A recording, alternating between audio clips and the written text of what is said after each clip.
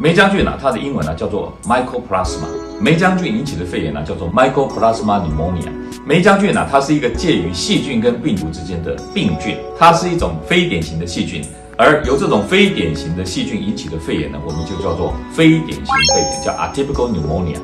那这种肺炎什么时候会出现通常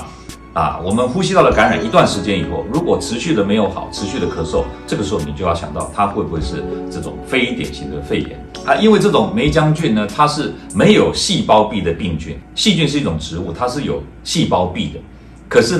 霉浆菌是没有细胞壁的。我们以前用抗生素来治疗这种细菌感染的时候，如果你这个抗生素是抑制细菌制造细胞壁，那么这个对一般的细菌会有效果，可是对霉浆菌没有效，因为它没有细胞壁，所以治疗霉浆菌要用的抗生素是抑制它蛋白质的合成、细胞质的合成，这样的抗生素才有效。